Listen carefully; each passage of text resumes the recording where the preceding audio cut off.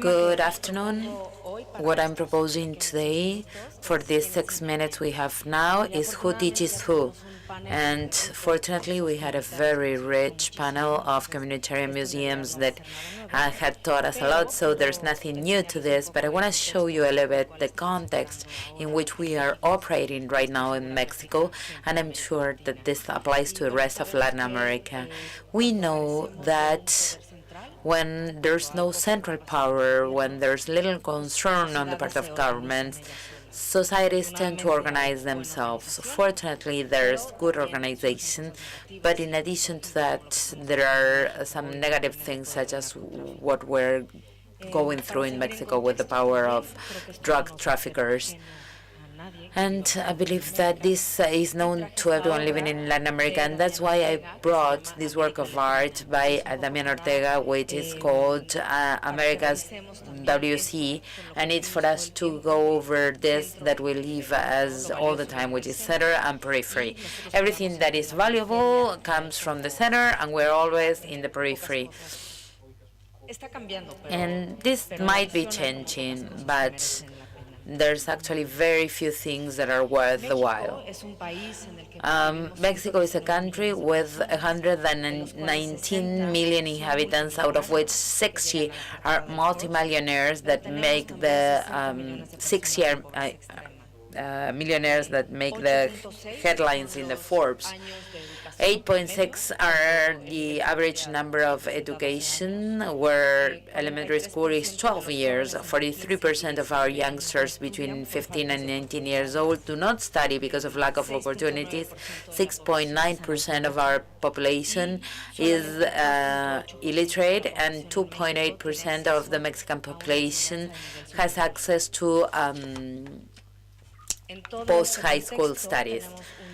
And in this context, there is the University Museum of Contemporary Art of Mexico that, well, when I presented this, I was working there proudly, and now I proudly work for the National Museum of Art.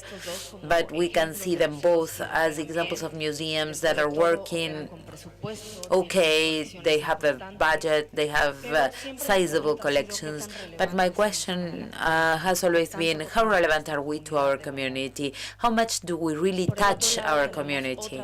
On the other hand, there's another reality to Mexico. This is Chalcos Valley. Chalcos Valley has very interesting numbers as well. In the 80s, between the 80s and the 90s, approximately 44,000 people lived there that lacked any utilities whatsoever. By 2010, its population had risen to 350,000 people. This was mainly due to the diaspora after the season, after the earthquake in 1985, but also to a government program where they made every effort to drive the poor people out of Mexico because it has become so expensive that they needed to go to the suburbs. This has caused terrible problems of significant demographic booms, but everyone is a foreigner in those lands. These are bedroom cities. People go there only to sleep, but they go work in the downtown Mexico. And this lack of identity results in very serious problems. And one of the problems we have is crime.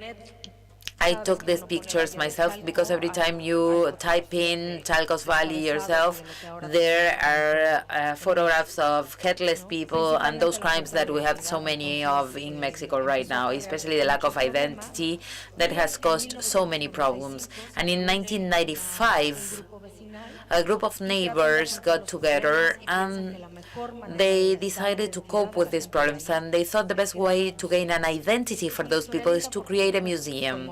And this is a nice story, very moving story, because since there was no installation for a museum, there were no objects.